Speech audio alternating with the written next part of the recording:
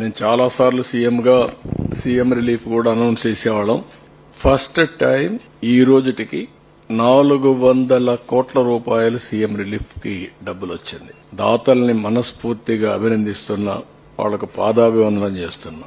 ఎందుకు ఈ మాట చెప్తున్నానంటే ఒక స్ఫూర్తి.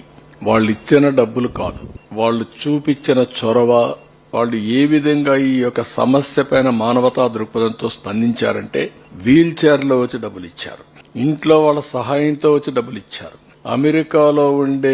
అమెరికాలో పనిచేసే వాళ్ళు ఇంటి వాళ్ళకి చెప్పి మీరు డైరెక్ట్ గా నేరుగా తీసిపోయి డబ్బులు ఇమ్మని చెప్పి వచ్చారు.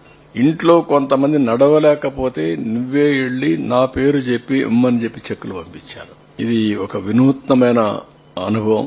అది ఒకరిని కాదు, చిన్న పెద్ద అని కాదు, పిల్లలు చదువుకుంటూ 5 రూపాయలు 10 రూపాయలు కలెక్ట్ చేసి ఓ స్కూల్ కి ఎంత కలెక్ట్ చేసి తీసుకొచ్చారు ఉండి మారిగా పెట్టి.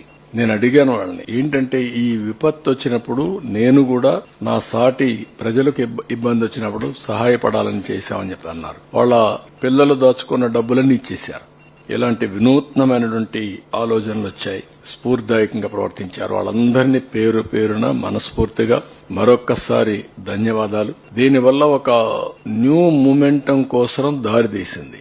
ఎలాంటి విపత్తు అయినా సరే మనం గాని సంఘటితంగా ఎదుర్కొంటే ఏదైనా చేయగలుగుతాం అనే ఒక నమ్మకాన్ని ఇచ్చారు. జరిగింది 7,600 కోట్ల రూపాయలు నష్టం. మనం ఇచ్చింది ఇక్కడ ఇవన్నీ కూడా రైతులకి, ఇక్కడ ఉండే వాళ్ళకందరికి ఇచ్చింది 602 కోట్లు ఇచ్చాం. ఈ రోజు రిలీజ్ చేస్తాం, ఇంకా కొంత అటు ఇటు అవుతుంది. కానీ 400 కోట్ల రూపాయలు దీంట్లో దాతలే ఇవ్వగలిగారనేది ఒక హిస్టారికల్. మొత్తం మన దగ్గర ఉండే డబ్బులన్నీ కూడా ఈరోజు రాష్ట్రంలో ప్రజలు కూడా అర్థమైంది.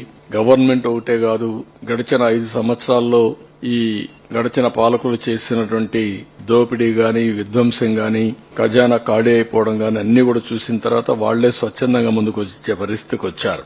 అదే మరి ఇంకొక పక్కన మీరు చూస్తే ఎప్పుడు చరిత్రలో కని విని ఎనుగరండి ప్యాకేజ్ ఇచ్చాం. ఆర్థిక వెసులుబాటు లేదు, కానీ కేంద్రంలో ఉండే డిజాస్టర్ ఫండ్ కూడా వాళ్ళు ఇచ్చే డబ్బులు కూడా అద్దులున్నాయి.